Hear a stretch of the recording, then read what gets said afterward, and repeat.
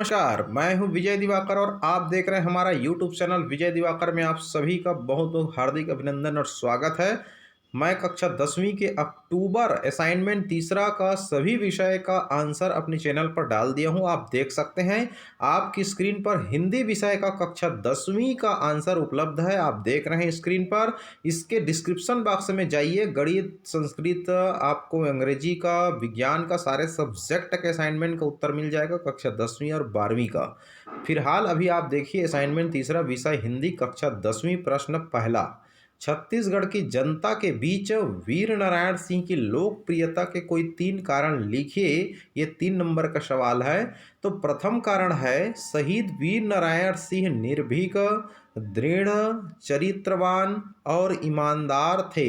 19वीं शताब्दी के पुनर्जागरण काल में राजनीतिक सामाजिक संचेतना के संवाहक वीर नारायण सिंह थे। छत्तीसगढ़ में स्वाधीनता के लिए पहला बलिदान देने वाला एक आदिवासी वीर था। द्वितीय कारण, शहीद वीर नारायण सिंह ने अपने जीवन में लोगों के लिए जो कार्य किए, जनता उसके आगे नतमस्तक है। आज़ादी की लड़ाई में वे छत्तीसगढ़ के प्रेरणा स्रोत रहे। उनका बलिदान व्यर्थ नहीं गया, इसलिए वे आज भी लोकप्रिय हैं। तृतीय कारण, भूखे किसानों के लिए उन्होंने भंडार के ताले तोड़कर उतना ही अनाज निकाला जितना उन किसानों के लिए आवश्यक था। वीर नारायण सिंह धर्मपरायण, मृदुभाषी, मिलनसार, परोपकारी थे। वे अपने गुरुओं से धर्म संबंधी, नीति संबंधी शिक्षा लेते थे। वे शास्त्र विद्या में भी बाल्यकाल से प्रवीण थे। अपनी जमींदारी में उन्होंने तालाब खुदवाए, वृक्ष लगवाए, जन समस्या का समाधान किए। प्रश्न दूसरा, गृह प्रवेश कविता में अतिथियों और चिड़ियों में क्या समानताएं बताई गई है? कोई 3 समानताएं लिखिए। उत्तर, कविता में अतिथियों और चिड़ियों में यह समानता बताई गई है कि दोनों आमंत्रित अतिथियों की भांति मात्र औपचारिकता पूरी करने हेतु किसी समारोह में उपस्थित हुए और फिर बाहर से लौट गए। कवि कहते हैं कि मैंने अपने दरवाजे की चौखट पर धान की बालियों वाली झालर लगाकर चिड़ियों को घर में प्रवेश करने के लिए आमंत्रित किया। चिड़िया भी धान की बालियों से आकर्षित होकर दाना चुगने के लिए आई और दाना चुगकर वापस लौट गई। कवि के अनुसार उनका आना भी मात्र वही औपचारिकता थी जैसे किसी समारोह के आयोजन पर आमंत्रित मेहमान आते हैं और उसका आनंद उठाकर बाहर से ही विदाई ले लेते हैं। प्रतीकों के माध्यम से कवि ने आज लोगों में बढ़ते बाहरी आडंबर की ओर संकेत किया है कि आज के इस भौतिकवादी समाज में मनुष्य एक चिड़ियों की तरह अतिथि बन गए हैं। आज के आधुनिक समाज में मनुष्य अकेला रह गया है। लोगों के बीच की आत्मीयता अब धीरे धीरे समाप्त हो गई है। अतिथियों और चिड़ियों की समानता अब सोशल मीडिया, व्हाट्सएप ग्रुप बन गया है, जहां पर नाम मात्र की औपचारिकताएं होती रहती है। विशेष सूचना, आप सभी प्यारे स्टूडेंट से निवेदन है कि सभी विषय की कक्षा 10वीं का, 12वीं का, 9वीं का, 11वीं का असाइनमेंट सभी माह का उत्तर प्राप्त करने हेतु हमारी चैनल विजय दिवाकर को सब्सक्राइब कीजिए। आपको हमारी चैनल से मिलेगा वार्षिक परीक्षा में आने लायक एक से बढ़कर एक सुपर मोस्ट आईएमपी प्रश्न मिलेगी आपको। इसके लिए आप सब्सक्राइब करके बेल आइकन की घंटी को जरूर दबाएं। अगर यह वीडियो पसंद आ रही है तो एक बार लाइक करके मुझे कमेंट बॉक्स में लिख कर बताएं कि आप और कौन सी सब्जेक्ट के असाइनमेंट का उत्तर चाहते हैं। इस वीडियो के नीचे डिस्क्रिप्शन बॉक्स में सभी विषय का असाइनमेंट का उत्तर लिंक है एवं हमारे व्हाट्सएप ग्रुप और टेलीग्राम ग्रुप ज्वाइन कीजिए, डिस्क्रिप्शन में लिंक है। आपका सहयोगी शिक्षक विजय दिवाकर गुरुजी की तरफ से आप सभी को दीपावली पर्व की बहुत बहुत हार्दिक शुभकामनाएं। हैप्पी दिवाली। प्रश्न तीसरा, नाचा विधा को संक्षेप में समझाइए।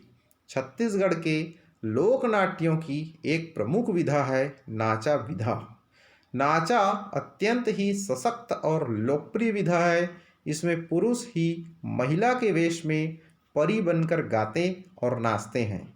2-4 नाच के बाद गम्मत या प्रहसन होता है, जिसमें जोक्कड़, जोकर या विदूषक के अतिरिक्त कुछ अन्य पात्र प्रहसन पेश करते हैं। इसमें अत्यंत तीखा व्यंग्य होता है, किंतु उसका समापन किसी अच्छे आदर्श को इंगित करता है। नाच और गम्मत दोनों को मिलाकर नाचा कहा जाता है। यह रात भर चलता है और सुबह कर्मा के साथ खत्म होता है। आज से 60 वर्ष पहले बोडरा, रिंगनी और रवेली की नाचा पार्टी प्रसिद्ध मानी जाती थी, जो बाद में एक हो गई। लालू राम और मदन लाल इसके सशक्त कलाकार थे। इसके अलावा स्वर्गीय मंदराजी दाऊ नाचा के बहुत बड़े कलाकार थे। नाचा विधा हमारे छत्तीसगढ़ के पुराना एक विशेष लोक कला है। वास्तव में नाचा का अर्थ नाचना या नृत्य होता है। इस विधा में नाटक प्रहसन, छोटे छोटे झांकी द्वारा नृत्य भी आजकल होने लगी है। नवरात्रि के समय गांव-गांव में, दुर्गा पंडाल में भी नृत्य, नाटक आदि आज के समय में चल रही है। प्रश्न चौथा, सुआ गीत और पंथी नृत्य की विशेषताएं लिखिए व उनके दो गायकों के नाम लिखिए। सुआ गीत ऐसा भी लिख सकते हैं। का अर्थ तोता पक्षी को केंद्रित करके गीत को गाना। सुआ गीत छत्तीसगढ़ के आदिवासी स्त्रियों का नृत्य गीत है। यह दीपावली के पर्व पर महिलाओं द्वारा गाया जाने वाला गीत है। सुआ का अर्थ होता है तोता। सुआ गीत हमेशा एक ही बोल से शुरू होता है और बोल है तरी नरी नाहा नरी नाहा नरी ना नारे सुवना। और गीत के बीच बीच में ये बोल दोहराई जाती है। यह दीपावली के पर्व पर महिलाओं द्वारा गाया जाने वाला गीत है।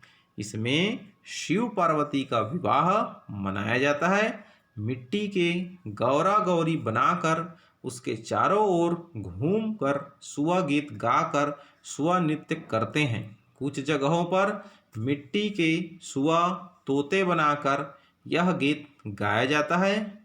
यह दीपावली के कुछ दिन पूर्व शुरू होकर दीपावली के दिन शिव पार्वती गौरा गौरी के विवाह के साथ समाप्त होता है। यह श्रृंगार प्रधान गीत है। सुआ गीत में महिलाएं एक घेरा बना के बीच में सुआ का प्रतीक रखकर नृत्य करते हैं और भगवान को याद करते हैं। सुआ गीत के गायक का नाम आसाराम ममता चंद्राकर। मूलतः सुआ गीत धुन पिरोने का मूल स्वर का श्रेय श्री आसाराम को दिया जाता है। पंथी नृत्य, यह नृत्य गुरु घासीदास बाबा की गुणगान के अंतर्गत बहुत ही लोकप्रिय नृत्य है। यह द्रुत गति का नृत्य है, जिसमें नर्तक अपना शारीरिक कौशल और चपलता प्रदर्शित करते हैं। सफ़ेद रंग की धोती, कमरबंद तथा घुंघरू पहने नर्तक मृदंग एवं झांझ की लय पर आंगिक चेष्टाएं करते हुए मंत्र मुग्ध प्रतीत होते हैं। पंथी नृत्य छत्तीसगढ़ के सतनामी समुदाय का प्रमुख नृत्य है। पंथी गीतों में गुरु घासीदास के चरित्र गायन किया जाता है। माघी पूर्णिमा या गुरु घासीदास जन्म दिवस पर जैत खंभ की स्थापना करते हैं और परंपरागत ढंग से नाचते गाते हैं। पंथी नृत्य गीत के महान नर्तक गायक स्वर्गीय देवदास बंजारे, राधे श्याम बारले जी है। प्रश्न पांचवा, निम्नलिखित विषयों में से किसी एक विषय पर लगभग 150 से 200 शब्दों में निबंध लिखिए। अ, कोरोना वायरस एक महामारी। ब, विद्यार्थी और अनुशासन। श, जीवन में खेलों का महत्व। इसमें से स अक्षर जो है आपका स ऑप्शन सभी बच्चों के लिए बहुत ही प्रिय है। जीवन में खेलों का महत्व, चलिए इसका उत्तर हम आपको बता रहे हैं। जीवन में खेलों का महत्व का उत्तर निम्नानुसार है। प्रस्तावना, खेल मनोरंजन के उत्तम साधन है। स्वास्थ्य की दृष्टि से उसका महत्वपूर्ण स्थान है। खेलों से हमारे शरीर का हर अंग, मांसपेशियां आदि सुचारू रूप से कार्य करते हैं। हम अपने शरीर में स्फूर्ति का अनुभव करते हैं। रक्त संचार उचित ढंग से होता है। जिस प्रकार से मनुष्य के शरीर के लिए खाना पीना सोना वायु आदि अनिवार्य है, उतना ही खेलना भी है। खेल एक प्रकार का व्यायाम है। मानसिक श्रम करने वालों के लिए टॉनिक का कार्य करते हैं। बिना खेल कूद के जीवन अधूरा रहता है। अतः कहा गया है, all worker and no play Jack a dull boy. अर्थात सारे दिन काम करना, खेलना नहीं, होशियार को भी मूर्ख बना देता है। सारे दिन काम करते रहेंगे, खेलेंगे नहीं तो होशियार को भी मूर्ख बना देता है।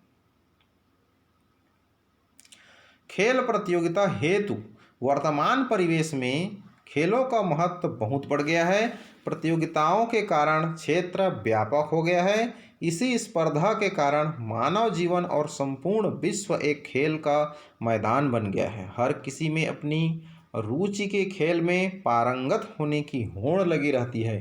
प्रतियोगिताओं के कारण विश्व कप, ओलंपिक, एशियाड आदि खेलों का जन्म हुआ। तीसरा, खेलों के प्रकार। आजकल खेलों को दो भागों में बांटा जाता है। पहला, घर के भीतर खेले जाने वाले खेल इंडोर गेम कहते हैं, ताश, कैरम, शतरंज, टेबल टेनिस, लूडो, बिलियर्ड आदि। सेकेंड, मैदान में खेले जाने वाला खेल hockey, cricket, football, volleyball, basketball आदि। चौथा, खेलों से लाभ या महत्व। पहला, मैत्री भावना का विकास। खेल दो दिलों को जोड़ने वाले होते हैं।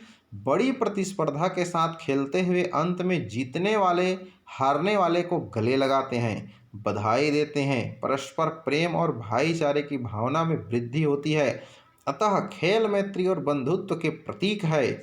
दूसरा, अनुशासित जीवन। खेल में निर्धारित नियमों का पालन करना पड़ता है। संचालकों, गाइडों और शिक्षकों के आदेशों का पालन करना पड़ता है, जिससे खिलाड़ी का जीवन स्वतः ही पूर्ण अनुशासित हो जाता है।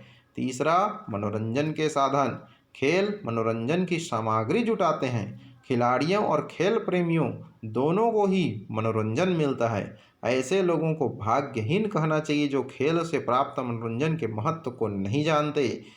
चौथा बिंदु आता है इसमें, मानवीय गुणों का विकास। खिलाड़ी लगनशील, परिश्रमी और कर्मठ होते हैं। आलस्य, अकर्मण्यता और थकान उससे कोसों दूर रहती है। ईर्ष्या, द्वेष, भेदभाव से दूर रहता है। खेलों के द्वारा मानव मानव में प्रेम संबंध दृढ़ हो जाते हैं। खेल भावना के कारण आपसी सहयोग, संगठन, अनुशासन एवं सहनशीलता का गुण आ जाता है।